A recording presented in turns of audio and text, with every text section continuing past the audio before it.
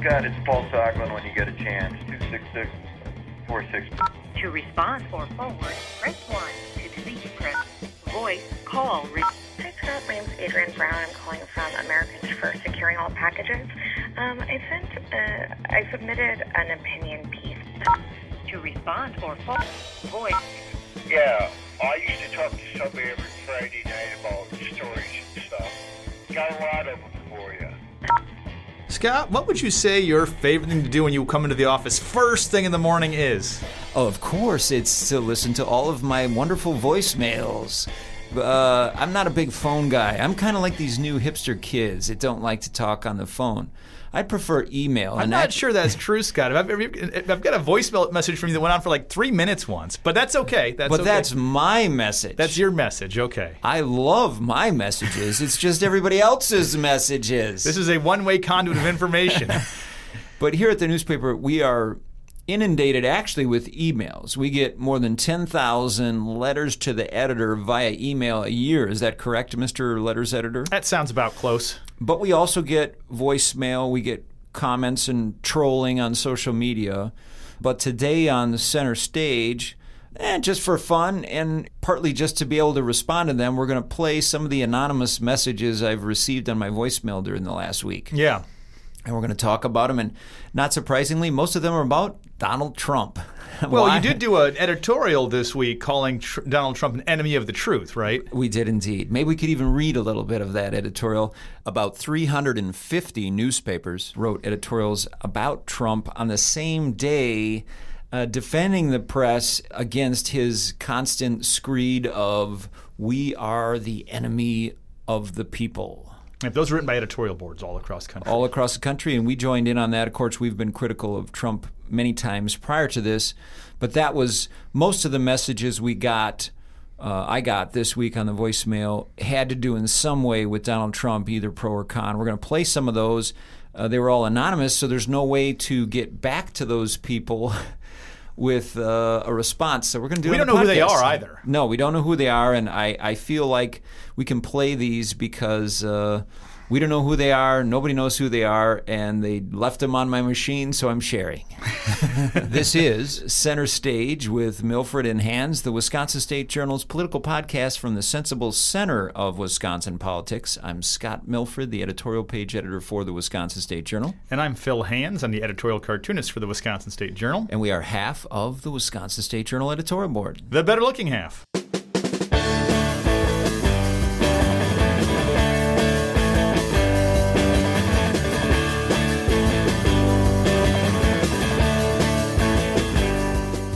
Very upset that you people constantly bash our president.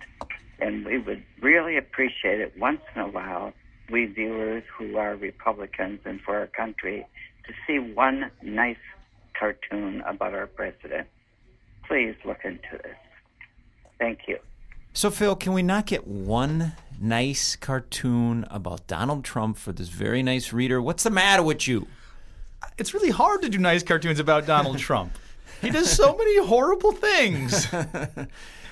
She's right that it is pretty rare to have a pro-Trump cartoon in the newspaper, even though we run your cartoons 3, 4, sometimes 5 times a week, but we have other cartoonists we run from around the country. But the reality is, some of them are even conservative. Some of them would call themselves conservative cartoonists. Yeah, and that's the reality I'm getting to, is that virtually no one, even the cartoonists who are conservative, are big fans of Trump and or can resist lampooning him. He's so lampoonable. Yes, he is lampoonable. Is that a new word we just made up? Yeah. Very lampoonable. Yeah, I did one cartoon that didn't feature Trump in it, but it actually was positive about one of his policies. When after he talked with Kim Jong-un, I had a little pea stub coming out of a nuclear missile.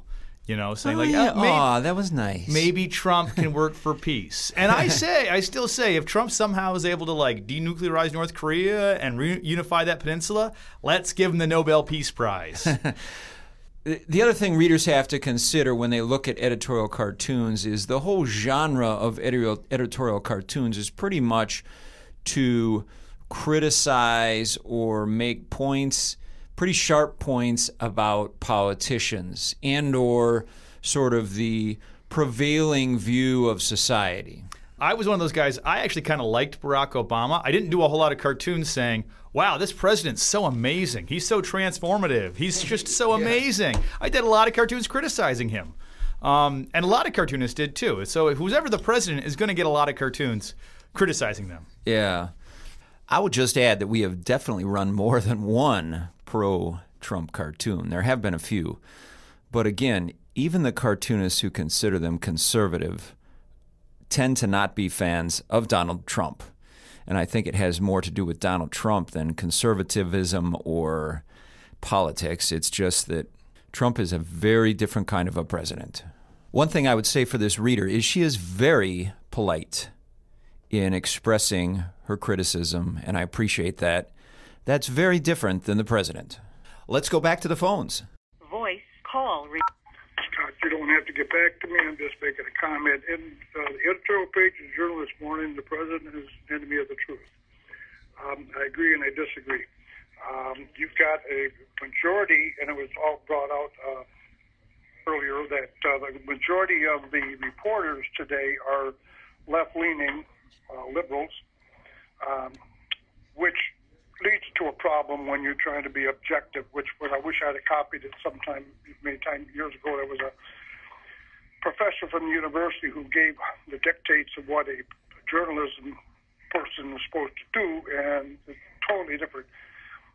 When you have the reporters who are left-leaning liberals, somewhere along the line you're going to have a conflict of opinions, and I think that's where we are. Personally, I don't like a lot of the things the presidents are doing. I wish he'd take that tweeter and stick it someplace. He's got people out there representing him who can give his opinions. Once in a while, he should be able to do it more than once in a while, but his tweeter is tweeted. All right, so that guy seems kind of reasonable. I mean, I don't know. I'm not sure about reasonable, but at least he's angry at both sides of the. At least he's angry at Trump and us, so that's good. I mean, he agrees and he disagrees, he said. So he at least... Can we agree to disagree that he agrees and disagrees? Well, so he didn't like the editorial, but he sort of begrudgingly saying, yeah, Trump and his tweeter should his tweeter need to go a certain place. It's not very nice. I'm calling that now. I like that. I'm calling it tweeter. But he thinks, okay, well, all the journalists are left-leaning, so that's why you guys can't ever do something. Well, first of all, we're on the editorial page here. We're allowed to be left-leaning. Yeah. We're not, but... Well, we are on some issues and we aren't on others. But this kind of gets back to what we said about that first caller, too, was that, I mean, most of the conservative columnists that we run don't like Trump. No. I mean, when you think back to it, most of the Republican leaders in Wisconsin didn't like Trump. Remember, Leah Vilfner held her nose and voted for him? Yeah, and Walker said we don't need, at the debate, what was he saying? That we don't need a reality TV president or reality star president. I mean, nobody liked Trump. Now that he's won, a lot of the loyal Republicans are bowing down to him. But the journalists aren't, the columnists aren't. No. And Fox News isn't. I mean, some people say, oh, well, Fox News is just this shill for... but a lot of their legitimate anchors are very critical of the president. Yeah, or they at least ask him some tough questions. And then you had Fox News just the other day critical of Trump for pulling the CNN reporter from the pool coverage of the president. Yeah, saying no, you can't tell.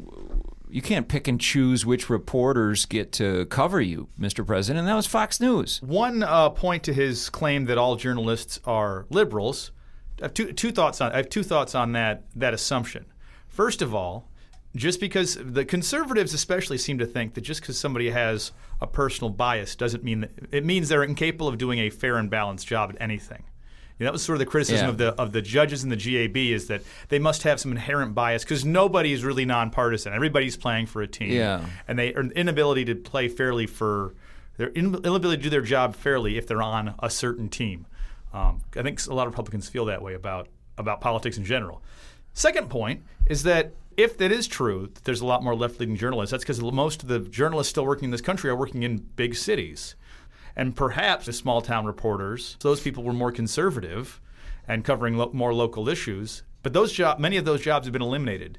Well, the other thing is that one of the inherent jobs of the Fourth Estate, the media, is to question the government. It doesn't matter if it's a conservative government or a liberal government. There's always going to be friction there because the media is always going to be asking questions that are maybe rude, maybe sensitive, maybe the politician doesn't want to answer.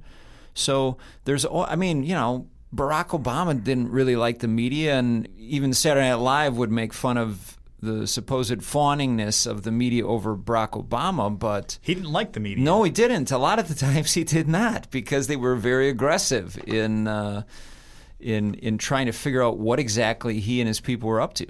I mean, the fact of the matter is that when you're running a government or any organization, you have to do things that are politically unpopular. You don't want people asking questions about your thought process in case something embarrassing comes out. Yeah.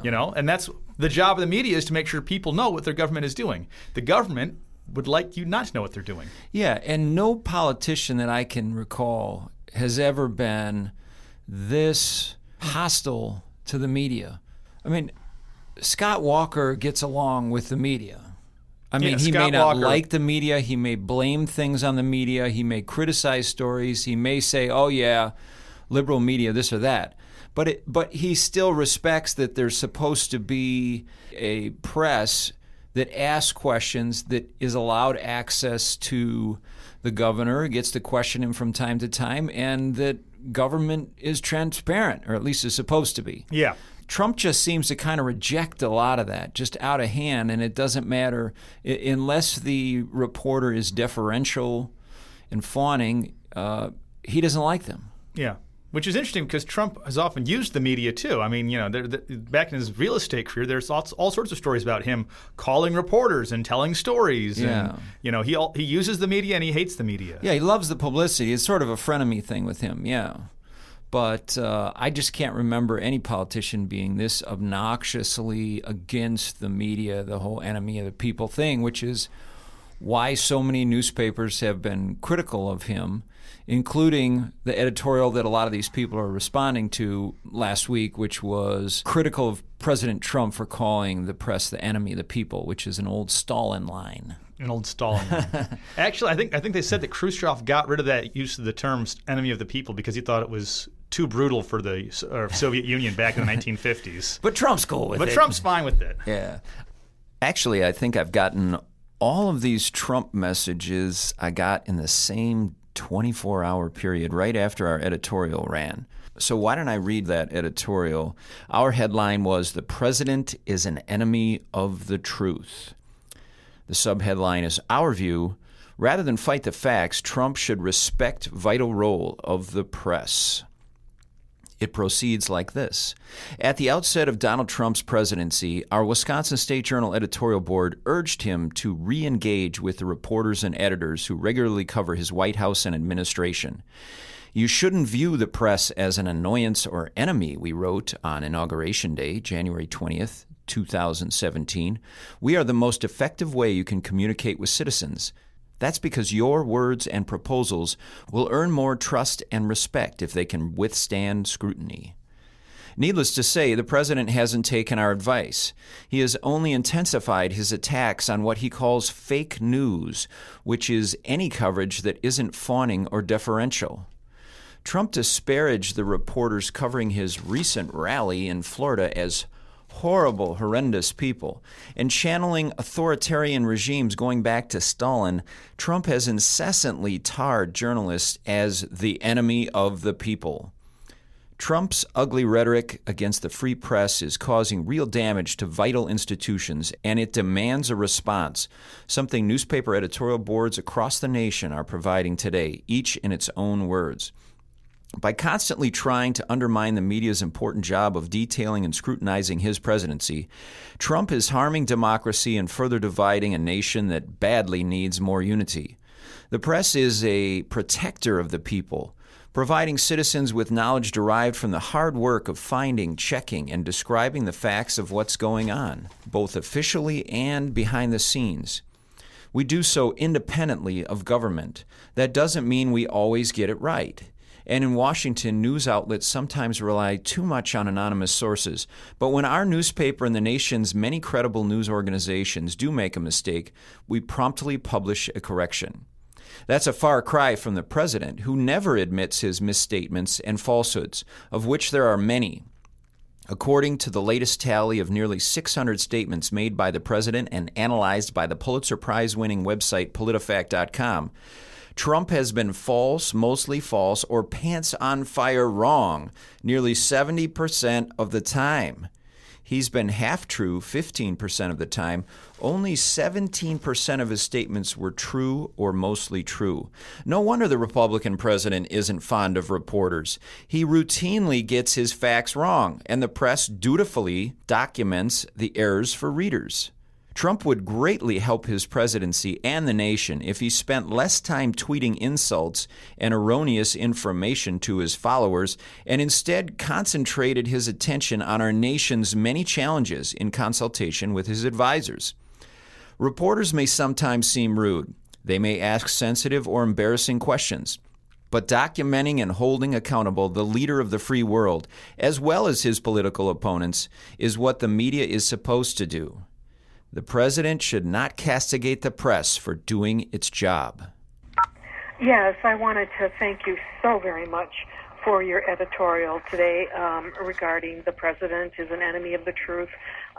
We needed that so badly, and we need more of it. So thank you, and I was heartened that you said newspapers around the country are doing this. Please just keep doing the good work you do. We need a free press, as you say, more than we need life itself. So you're keeping the air in our lungs going, so thank you. Okay, bye-bye. Well, that was a nice call. We're the wind beneath her wings. I'm not sure we're more important than life itself, though. Still, that was a nice message. There are a lot of people who read the paper who appreciate the newspaper. Always good to remember that, because we don't get those calls very often of like, gee, you're doing a great job. Because who calls up and says, wow, I'm so inspired, I'm going to call up and say, you're doing a good job. Yeah, we tend to get people who are complaining about things we do much more so than people who are saying attaboy. There's another one like that. Here, let's play that one too. Hi, I'm subscribed to the newspaper, and I just want to thank you for the excellent editorial about the president's retaliation against the press and how that's very wrong. And I think we need to keep stressing to the general public how important to our democracy a free press is. What's going on is very crazy and kind of nuts. Let's distinguish. It's both. And scary, too. So I'm very glad to hear you speak out. Thank you very much. Bye-bye. To respond or phone AM. Oh, yeah, and I forgot to say, these specials that you've been having on the climate and the lakes and the voting rights, just really, really, really good stuff. Just the paper is just filled with good information. So thank you so very much. See, we got some nice ones, too. People like us? They really like us? Not all of them were nice, though. I wish you would stop wasting time criticizing Trump from everything from A to Z and start getting some editorials out about all the illegal immigrants and all the taxpayer money that's paying for them. We have a way for them to come in legally, and we have to get that done legally. So stop whining and complaining about all the poor illegal immigrants. My God, we've got enough people in this country. What about down in the Ozarks? Let's start taking care of them. Let's start taking care of the poor blacks in Chicago that are being shot every day. Good grief. Oh, good grief, Scott. Good grief. Is that a Charlie Brown reference? It's a Charlie Brown reference. Hey, it is. Hey, you're a cartoonist. You know that one. Why don't we stop these immigrants like Trump wants to? Well, first of all, Wisconsin does not exactly have an illegal immigration issue, and we focus most of our attention on Wisconsin. If anything, we have an issue of not having enough immigrants to milk our cows. Yeah, if you talk to any, well, I don't know about any farmer, but if you talk to just about any farmer in Wisconsin, they're going to tell you that farmers need immigrant help on the dairy farms. Yeah. It's an issue. It's a crisis. It's over 40% of the people working on dairy farms in Wisconsin now are immigrants. Yeah. So this idea that we got to keep them out, I think this lady's wrong. And I'm not sure, I guess we should be talking more about the people in the Ozarks. And that's the thing. This is Wisconsin. We're the Wisconsin State Journal.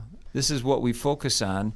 And, like we said earlier, these are all anonymous calls. I mean, we would love to have people who disagree with our editorials to write in a letter to the editor. We love those so much. We do. We really do. We prioritize them. We prioritize letters to the editor that are critical of our viewpoints and editorials.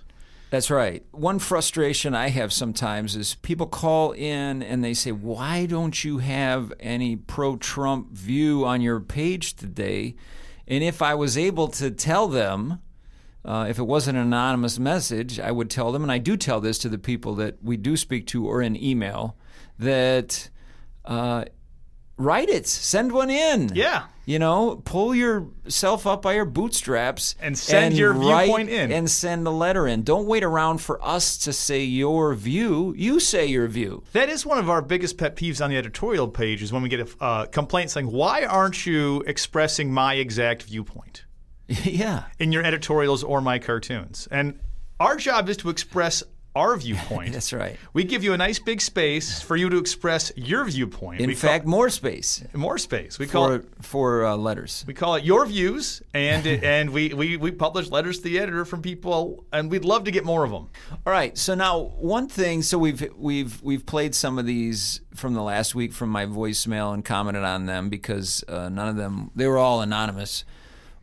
We'd be happy to take comments from any of our podcast listeners, whether it's about a political issue or maybe it's just what they think of the podcast. Yeah. You could call in, and if you really don't want your voice to wind up in a podcast, you should tell me that. But because it might. But otherwise, my phone number is 608-252-6110. You can call and tell us what you think. Or do podcasters, do they not use the telephone anymore? They would have to text, I suppose, so they can't text to my voicemail. I'm not passing out my cell phone number to people, Scott. But we are, I am at Scott Milfred on Twitter. You are at Phil Hands on Twitter. I am at Phil Hands. That is your real name.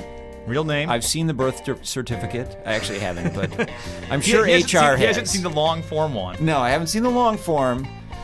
He supposedly was born in by Detroit, but I don't know. But that's some people say it's actually fake news. Some people say it was across the water in Canada you were born. Yeah. So I'm just saying. I don't know. You're just saying. I'm just saying. Some people have said that to you in the past.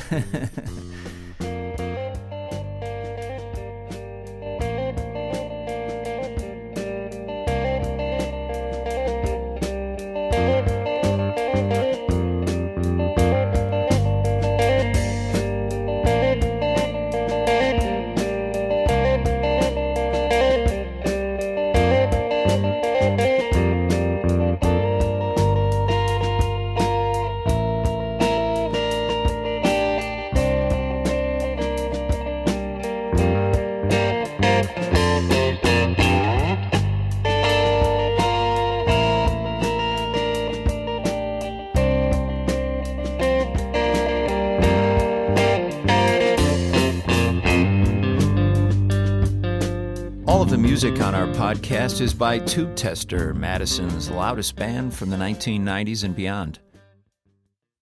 Subscribe to our podcast, Center Stage with Milfred and Hands, on iTunes, Google Play, Stitcher, and SoundCloud.